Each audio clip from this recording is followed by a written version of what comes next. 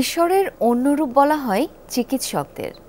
জুলাই আন্দোলনের সময় মৃত্যুপুরীতে পরিণত হওয়া হাসপাতালগুলোই সেই রূপেই অবতীর্ণ হয়েছিলেন চিকিৎসকরা।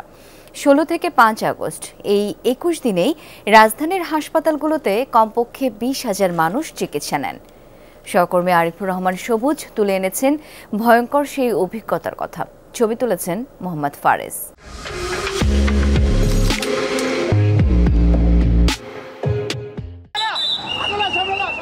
১৮ এবং ১৯ জুলাই নির্মম বর্বর দিনের সাক্ষী ঢাকা মেডিকেল কলেজ হাসপাতালের চিকিৎসক, নার্সরা। অ্যাম্বুলেন্স, রিকশা, অটোরিকশা কিংবা ভ্যানে করে হাসপাতালে আসতে থাকে শত শত হতাহত।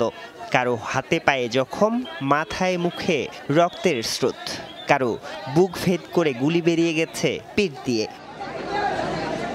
আহতদের চিকিৎসায় এগিয়ে এসেছিলেন ইন্টার্ন এবং ট্রেনি চিকিৎসকরা। আন্দোলনকারীদের চিকিৎসা দিতে গিয়ে সে সময় রোশানলের শিকারও হয়েছেন অনেকে। As a whole human being হয়ে আমরা এটা আসলে সহ্য করতে পারি না। অ্যাকচুয়ালি এত পরিমাণ আহত, এত পরিমাণ আমরা চেষ্টা করেও কাউকে হয়তো বাঁচাতে পারছি না, কারণ অবস্থা এতই খারাপ ছিল।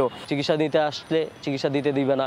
কর্মরত যারা সিনিয়র ছিল তারা না করছে যে এখানে চিকিৎসা হবে না, বা টোটালি বন্ধ করে দিছে, অ্যালিগেশন দিয়ে দিছে যে যারা চিকিৎসা করতেছে এরা শিবিরের লোক।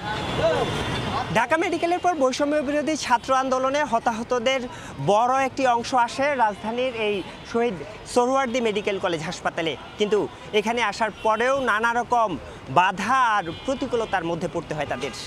ঠিক সেই সময়েও তাদের পাশে এসে দাঁড়ান এখানকার চিকিৎসকরা। মিরপুর, মোহাম্মদপুর, ধানমন্ডি সায়েন্স ল্যাবের হতাহতদের আনা হয়েছিল এখানে।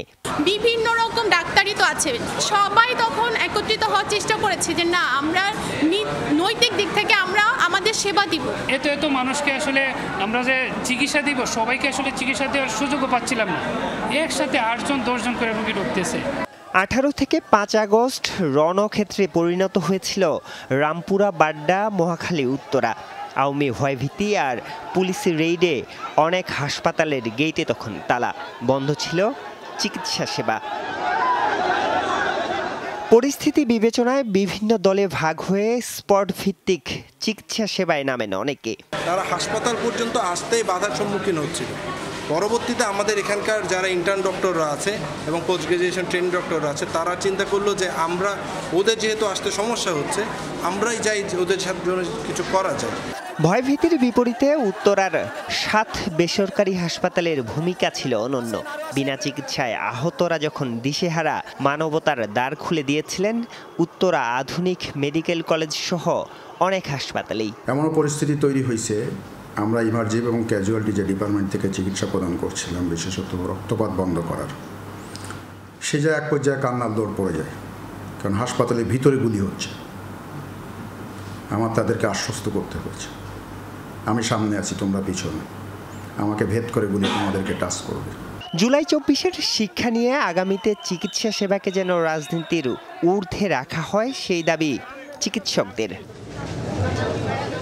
আরিফুর রহমান সবুজ, যমুনা নিউজ, ঢাকা।